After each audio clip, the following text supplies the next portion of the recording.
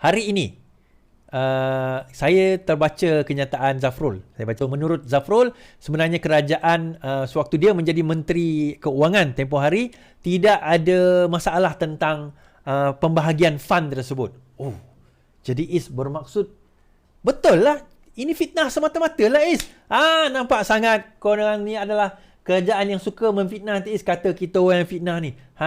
Nampak? Zafrul sendiri dia kata. Ni saya jelaskan Saya jelaskan. Zafrul mengatakan tidak ada isu transparansi pembahagian dana-dana tersebut.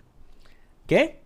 Itu yang pertama. Sebagai Menteri Keuangan, dia serahkan to relevant parties. Kita ingat 600 bilion tu hanya 92 bilion saja adalah wang kerajaan. Balance tu adalah moratorium, adalah wang tuan-tuan sendiri dalam KWSP, yang itu 150 bilion or something like that. KWSP, kemudian moratorium dan sebagainya, campur-campur jadi 600 bilion.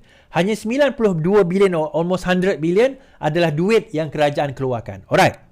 So dia kata, kita dah bagi, of course lah, 992 minus 600, 400 lebih bilion itu atau 500 bilion itu memang tak ada isu lah. Memang moratorium kita nak bahaskan apa? Bagi duit KWSP, kita tak bahaskan. Memang KWSP bagi duit masuk akaun tuan-tuan dan perempuan. Moratorium pun dapat. Itu pun kita tak bahaskan. 92 bilion itu, dia kata secara umumnya dia bagi transparent. Pun saya setuju. Okay? Dengar dulu. Relax. Jangan tu, tengok, Iswadi dah kata dia setuju. Dia bagi kepada kementerian-kementerian yang berwajib, yang sepatutnya dia dapat. Tetapi, adakah kementerian ataupun badan-badan yang dia bagi itu telus? Itu persoalan. Sebab, sebagai Menteri Keuangan, macam saya kata, tugas Menteri Keuangan, distribute, luluskan bajet yang diminta.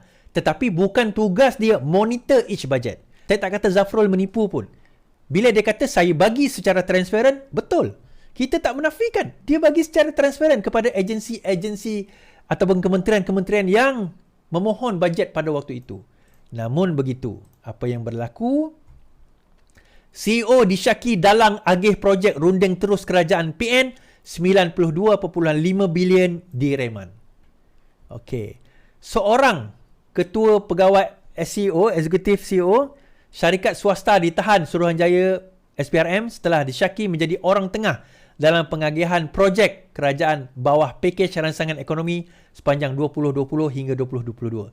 Suspek lelaki berusia 42 tahun itu ditahan malam tadi ketika hadir memberi keterangan di Ibu Pejabat SPRM bagi siasatan.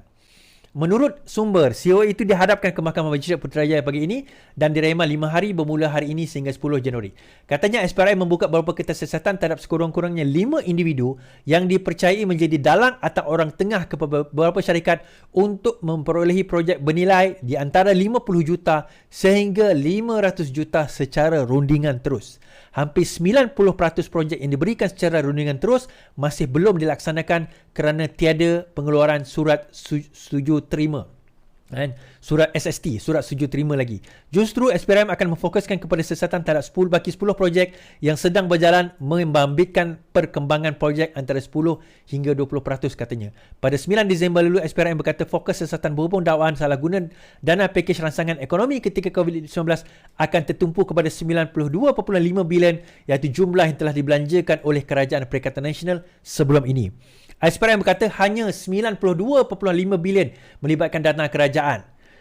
Berdasarkan jumlah itu, 92.5 bilion melibatkan dana kerajaan, manakala 437 bilion bukan daripada kerajaan. Moratorium, daripada daripada KWSP dan sebagainya.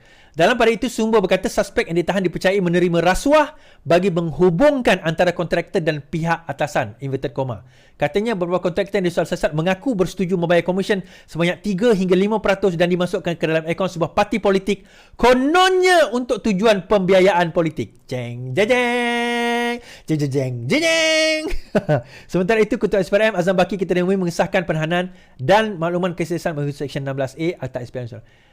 Okey, saya ulang. Katanya ke dalam akaun sebuah parti politik untuk tujuan pembiayaan politik.